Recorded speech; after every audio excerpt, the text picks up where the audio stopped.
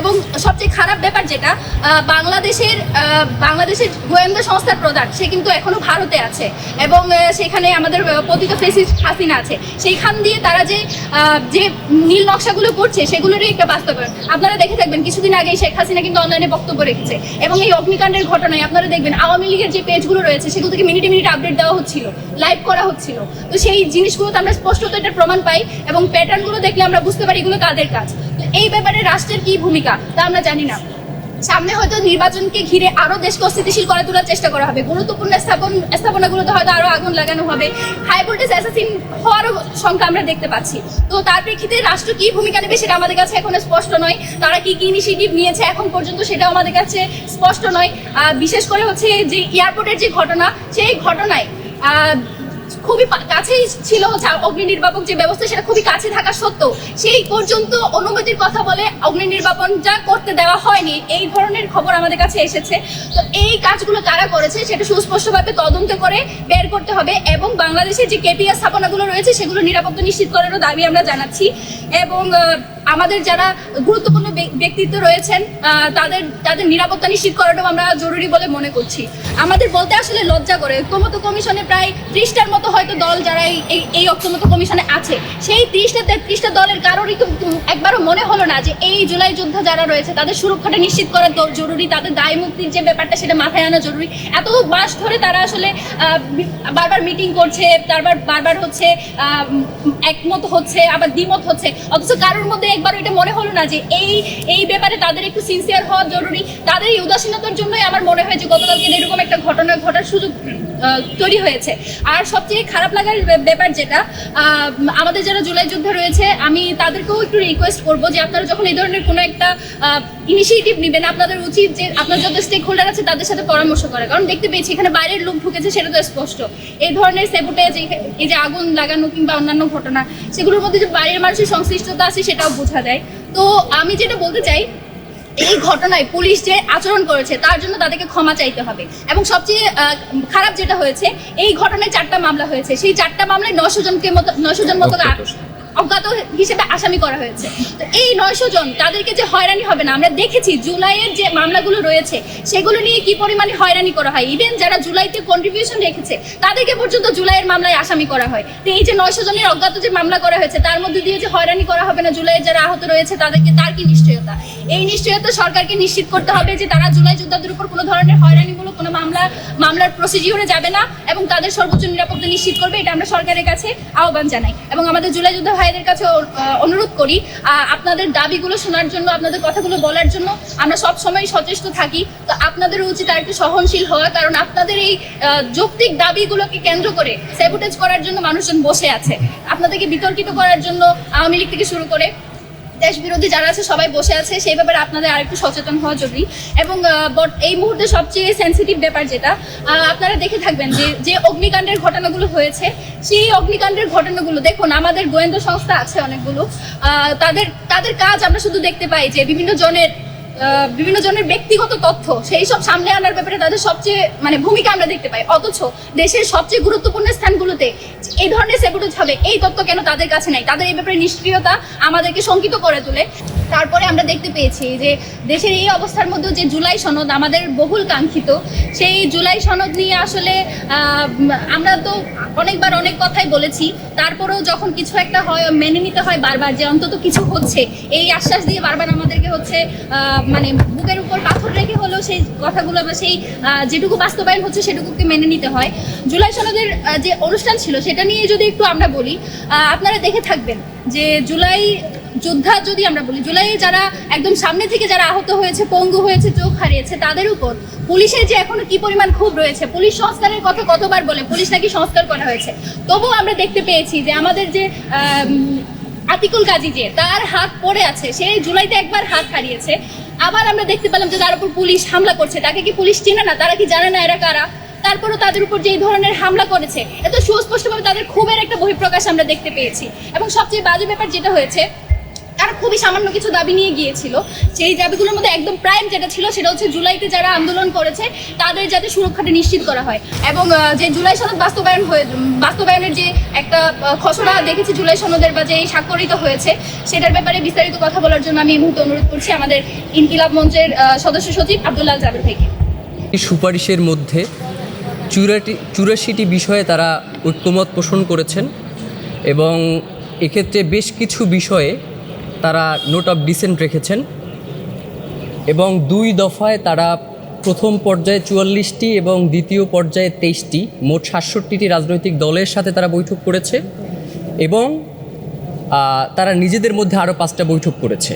তো টোটাল তারা 72টা জাতীয় ঐক্যমত কমিশনের বৈঠকের পরে যেই জুলাইয়ের যেই খসড়াটা, জুলাই সনদের যে খসড়াটা গতকালকে তারা স্বাক্ষর করলো 17ই অক্টোবরে, তো এই খসড়ায় আমরা বেশ কিছু বাস্তবায়ন প্রক্রিয়ার অস্পষ্টতা দেখতে পেয়েছি এবং সেই সাথে জুলাই সনদের আইনি ভিত্তি কী হবে সেটা নিয়ে এক ধরনের সংশয় তৈরি হয়েছে। তো এই সার্বিক বিষয়ে বেশ কিছু কথা বলবার প্রয়োজন বোধ করায় আজকে আপনাদেরকে এই সংবাদ সম্মেলনের আমন্ত্রণ জানিয়েছি। প্রথমত যেই বিষয়টা নিয়ে বলতে চাই সেটা হচ্ছে এই যে এত মিটিং, এত দলের এত সময় ব্যয়, এইগুলো আসলে কোনোই কাজে আসবে না যদি জুলাই সনদের আইনি ভিত্তি বাস্তবায়ন না হয় এবং বাস্তবায়নের প্রক্রিয়া কী হবে সেটা সুনির্দিষ্ট না হয়। প্রথমেই আমি তীব্র নিন্দা জানাচ্ছি যে জুলাই সনদ স্বাক্ষর অনুষ্ঠানের দিন জুলাই আন্দোলনে যারা সম্মুখ সারিতে ছিলেন, শহীদ পরিবার এবং যারা অঙ্গহানি ঘটেছে সেই সকল আহত ভাইদের এবং বোনদের প্রতি পুলিশের যেই আক্রমণ সেটার আমরা তীব্র নিন্দা এবং প্রতিবাদ জানাচ্ছি। এবং সেই সাথে বিএনপির সালাউদ্দিন আহমেদ তিনি জুলাই যোদ্ধাদের ব্যাপারে যেই মতামত বা যেই বক্তব্য দিয়েছেন সেটার আমরা তীব্র প্রতিবাদ এবং নিন্দা জানাই এবং আমরা মনে করি যে সালাউদ্দিন আহমেদ তিনিও একজন আজকের এই জুলাই হওয়ার পিছনে তারও ভূমিকা রয়েছে। পাশাপাশি জুলাই আন্দোলনে যারা আমাদের ভাই এবং বোন, কলেজ পড়ুয়া, ইউনিভার্সিটি পড়ুয়া শিক্ষার্থীরা ছিলেন তাদেরও ভূমিকা রয়েছে। সুতরাং উনি যদি জুলাই যোদ্ধাদেরকে এভাবে ছোট করেন তাহলে অল্প বয়সী তরুণরা যদি তাকে কটাক্ষ করে কিছু বলে তাহলে সেটাও তার মেনে নেওয়াটাই উচিত আমি মনে করছি। তো আজকের যেই বিষয়টা আসলে সবথেকে বেশি গুরুত্বপূর্ণ সেটা হচ্ছে জুলাই সনদের বাস্তবায়ন প্রক্রিয়া। জুলাই সনদের পটভূমি আশা করি আপনারা যারা সাংবাদিক ভাইয়েরা আছেন আপনারা সকলেই পড়েছেন।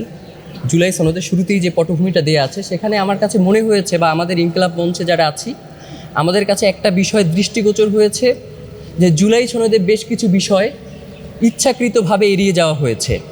আপনারা দেখেছেন যে জুলাই সনদে বেশ কিছু ঘটনার কথা বলা হয়েছে যে 2009 সাল থেকে 2024 সাল পর্যন্ত বাংলাদেশে আওয়ামী লীগের আমলে, ফ্যাসিস্ট সরকারের আমলে যেই ঘটনাগুলো ঘটেছে তার একটা তালিকাও তারা এখানে সন্নিবেশিত করেছে। তো সেখানে আসলে পিলখানা হত্যাকাণ্ডের যেই ব্যাপারটা সেটা তারা উল্লেখ করে নাই। মানে তাহলে এই যে জুলাই সনদের খসড়া বা পিলখানা হত্যাকাণ্ডে যারা শহীদ হয়েছেন তারা কি এই রাষ্ট্রের বাহিরের নাগরিক? মানে তাদেরকে স্বীকৃতি দিতে রাষ্ট্রের এত ভয় কেন? বা আমার কাছে তো মনে হচ্ছে যে জুলাই সনদ ঘিরে যেই অরাজকতা বা আইন শৃঙ্খলা অবনতির যে ঘটনাগুলো ঘটছে এর সাথে তো আমার কাছে মনে হচ্ছে যে কিছুদিন পূর্বে আমরা সংবাদ সম্মেলনে বলেছিলাম যেই আর্মি জেনারেলদের বিরুদ্ধে আপনার গ্রেফতারি পরোয়ানা জারি হয়েছে আন্তর্জাতিক অপরাধ ট্রাইব্যুনালের মাধ্যমে, তাদেরও একটা সংশ্লিষ্টতা আছে বলে আমি মনে করছি। এবং সেই সাথে আমরা মনে করছি যে মোদি বিরোধী আন্দোলনে যারা শহীদ হয়েছেন তাদেরকে আসলে এড়িয়ে যাওয়ার মানে কি যে ভারতকে আসলে একটু প্রশ্রয় দেয়া কিনা। তো এই যে জনমানুষের আন্দোলন, কিছু আন্দোলনকে আপনি স্বীকৃতি দিবেন আবার কিছু আন্দোলনকে স্বীকৃতি দিবেন না, তাহলে সেটা কিভাবে আপামর জনসাধারণের জুলাই সনদ হয়ে উঠবে? এটা আপনাদের কাছে আমার প্রশ্ন। পাশাপাশি যেই ব্যাপারটা সেটা হচ্ছে আমরা দীর্ঘদিন ধরে আপনাদেরকেও বারংবার আপনাদের মাধ্যমে বলেছি, আমরা রাস্তায় আন্দোলন করে বলেছি যে আপনারা এই জুলাই আন্দোলনে যারা শহীদ হয়েছেন এই শহীদ পরিবারগুলোর সাথে বসেন, তারা কি চায় তাদের মতামত কি আপনারা একটু জানবার চেষ্টা করেন, আপনারা আহতদের সাথে বসেন। 67টা বৈঠকে আপনার রাজনৈতিক দলগুলোর সাথে মিলিত হয়েছেন, নিজেরা 5টা বৈঠক করেছেন, কিন্তু একটা বৈঠক জুলাইকে যারা এনে দিল, জুলাইয়ের গণ অভ্যুত্থান যারা ঘটাইলো, তাদের সাথে আপনাদের বসবার মতো সময় হলো না। এটা আসলে আমরা অত্যন্ত এটা আফসোস বর্তমান অন্তর্বর্তীকালীন সরকারের প্রতি, যে যাদের রক্তের উপরে দাঁড়িয়ে আপনি ক্ষমতায় বসে আছেন তাদেরকে আপনি বিবেচনায় রাখছেন না, তাদের কথা আপনি শুনছেন না। এটা আসলে ধিক্কার আপনাদের প্রতি। আর জুলাই সনদ, আসলে একটা সনদ কিভাবে তৈরি হয়? যখন রাজনৈতিক দলগুলো একটা ঐক্যমতে এসে পৌঁছে যে আমরা এই বিষয়গুলো তে একমত পোষণ করছি, এবং সেই কেন্দ্রিক একটা খসড়া হয় এবং রাজনৈতিক দলগুলো স্বাক্ষরের মধ্য দিয়ে জুলাই সনদ বাস্তবায়ন হয়। পৃথিবীর কোন ইতিহাসে আছে যে নোট অফ ডিসেন্ট রেখে জুলাই সনদ মানে কোনো সনদ বাস্তবায়িত হয়? মানে আপনি একটা জিনিস মানছেন না, আবার কেউ একটা জিনিস মানছে, সেটা তো একটা রাজনৈতিক সমঝোতা হতে পারে। সেটাকে আপনারা সর্বোচ্চ রাজনৈতিক সংকলন বলতে পারেন, সেটা কোনোভাবেই রাজনৈতিক সনদ হতে পারে না। এটা আমরা মনে করছি যেটা একটা রাজনৈতিক সনদ। তো এর পাশাপাশি যেই ব্যাপারটা, সেটা হচ্ছে আপনারা দেখেছেন যে এই জুলাই সনদে বেশ কিছু নোট অফ ডিসেন্ট এসেছে, যে আপনার আনুপাতিক যেই নির্বাচনের কথা বলা হয়েছে, যে সংসদে 100 আসন উচ্চকক্ষের কথা বলা হয়েছে, বা প্রধানমন্ত্রীর মেয়াদের কথা বলা হয়েছে, এই বিষয়গুলোতে বেশ কিছু নোট অফ ডিসেন্ট এসেছে।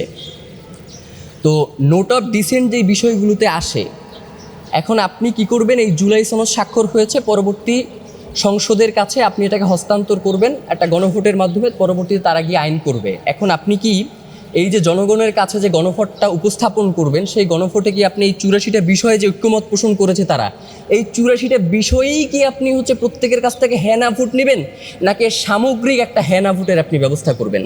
বাস্তবিক অর্থে তো আসলে 84টা বিষয়ে হ্যাঁ না ভোট নেওয়ার মতো আসলে সম্ভব না। তো সেই ক্ষেত্রে আপনার যদি শুধুমাত্র এই জুলাই সনদের এই পুরো খসড়াটার উপরেই আপনি হ্যাঁ না ভোট দেন, এবং পরবর্তীতে যেই সরকার ক্ষমতায় আসবে তারা তো অলরেডি নোট অফ ডিসেন্ট দিয়েই রেখেছে যে আমরা এই বিষয়গুলোতে একমত না, সুতরাং সেক্ষেত্রে তাদের তো কোনো দায়বদ্ধতা থাকলো না যে আমরা এই বিষয়গুলো মানলাম বা মানলাম না, সুতরাং তাদেরকে তো সেই বিষয়ে দোষ দেওয়া যাবে না। সুতরাং আমাদের কাছে মনে হয়েছে যে নোট অফ ডিসেন্ট রেখে আসলে কোনো জুলাই সনদ হতে পারে না। এটা সর্বোচ্চ একটা বিএনপির সনদ অথবা হচ্ছে রাজনৈতিক একটা সমঝোতার সনদ, সর্বোচ্চ এতটুকুই হতে পারে। তো আমরা এটা পরিষ্কার করে বলছি, এবং আপনারা জানেন যে জুলাই সনদে বেশ কিছু বিষয় সংবিধানের অন্তর্ভুক্ত করা হয়েছে। মানে 72-এর সংবিধানকে আপনি যদি বাতিল না করেন, তাহলে যেই বিষয়গুলো আপনি সংশোধনের প্রস্তাব দিয়েছেন সংবিধানের, সেগুলো আসলে সম্ভব না। সুতরাং আমরা ইনকিলাব মঞ্চের পক্ষ থেকে বারংবার বলার চেষ্টা করেছি, যেই সংবিধান মানুষকে ফ্যাসিস্ট বানায়, যেই সংবিধান মানুষকে বাকশালী রাষ্ট্র ব্যবস্থা কায়েম করতে উদ্বুদ্ধ করে, যেই সংবিধান মানুষকে স্বৈরাচার হতে বাধ্য করে, সেই সংবিধানকে ছুঁড়ে ফেলে দিয়ে নতুন সংবিধান আপনারা প্রণয়ন করেন। কিন্তু আপনারা কি করেছেন? আপনারা জুলাই সনদে বেশ কিছু সংবিধান সংস্কারের কথা বলেছেন। এই সংস্কারগুলোও যদি আপনারা করতে চান, এবং সেক্ষেত্রে আমরা দেখেছি বেশ কিছু মৌলিক বিষয়ের কথা উল্লেখ রয়েছে। সুতরাং 72-এর সংবিধানকে রেখে আসলে এই সংস্কারগুলো কোনোভাবেই বাস্তবায়ন করা সম্ভব নয়। সুতরাং আমরা মনে করছি যে জুলাই সনদের যে আইনি ভিত্তি রয়েছে, সেটা নিয়ে একদম সুস্পষ্ট একটি অস্পষ্টতা রয়েছে। পাশাপাশি বাস্তবায়ন প্রক্রিয়ার কথা যেটা বললাম, সেটা হচ্ছে আপনি যদি জনগণের ম্যান্ডেট নিতে চান, সেক্ষেত্রে আসলে নোট অফ ডিসেন্ট রেখে আসলে কোনো ম্যান্ডেট তৈরি হয় না। নোট অফ ডিসেন্টকে বাদ দিয়েই আপনাকে একটা জুলাই সনদের একটা খসড়া প্রণয়ন করতে হবে, এবং সেই খসড়ার আলোকেই আপনাকে জুলাই সনদ যেই বাস্তবায়ন সেটা করতে হবে। অন্যথায় এই যে জুলাই সনদ, এটা শুধুমাত্র একটি রাজনৈতিক সমঝোতাই হবে, এর বাইরে আর কিছুই হবে না। আপনারা জানেন যে 90-এর গণ অভ্যুত্থানেও বেশ কিছু বিষয়ে রাজনৈতিক সমঝোতা তৈরি হয়েছিল, কিন্তু পরবর্তীতে আদৌ সেই রাজনৈতিক সমঝোতাগুলোর কোনো একটা বাস্তবায়ন হয়েছে?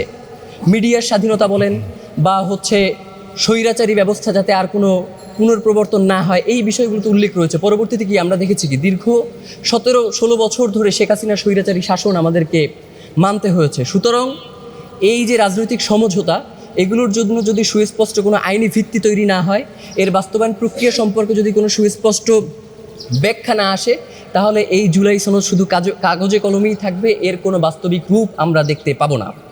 আর সর্বশেষ যেই ব্যাপারটা বলতে চাই, নির্বাচন যত ঘনিয়ে আসছে আমরা দেখতে পাচ্ছি যে বাংলাদেশে বেশ কিছু ঘটনা ঘটছে, যেগুলো আসলে কোনোভাবেই দুর্ঘটনা ভুলে আসলে এড়িয়ে যাওয়ার কোনো সুযোগ নেই। আপনারা জানেন যে আমি জাস্ট হচ্ছে 4-5 দিনের একটা এখানে নিয়ে এসেছি সংবাদপত্র থেকে ফুটেজ, যেটা হচ্ছে সর্বশেষ শনিবারে আপনার হযরত শাহজালাল আন্তর্জাতিক বিমানবন্দরে যেই ভয়াবহ কার্গো ভিলেজে ভয়াবহ অগ্নিকাণ্ডের ঘটনা ঘটেছে। আপনারা জানেন যে শাহজালাল এয়ারপোর্টেই যেখানে অগ্নিকাণ্ডের ঘটনা ঘটেছে তার 50 থেকে 100 গজের মধ্যে শাহজালাল এয়ারপোর্ট কর্তৃপক্ষেরই দুটি হচ্ছে অগ্নি নির্বাপন ব্যবস্থা রয়েছে এবং প্রাথমিক পর্যায়ে আগুন এত দ্রুত ছড়িয়ে পড়ে নাই।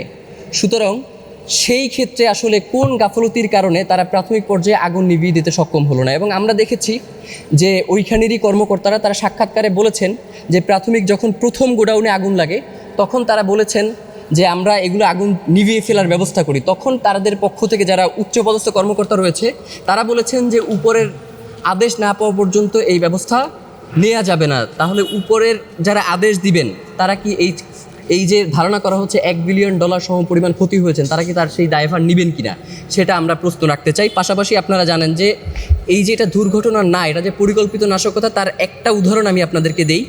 সর্বশেষ শনিবার শাহজালাল আন্তর্জাতিক বিমানবন্দর, এর মাত্র একদিন আগে বৃহস্পতিবার চট্টগ্রামের সিপিজেট, তার একদিন আগে রূপনগর শিল্প এলাকায় কেমিক্যাল গোডাউনে আগুন এবং 16 জন গার্মেন্টস কর্মীর মরদেহ উদ্ধার এবং আরও বেশ কয়েকজন নিখোঁজ রয়েছে।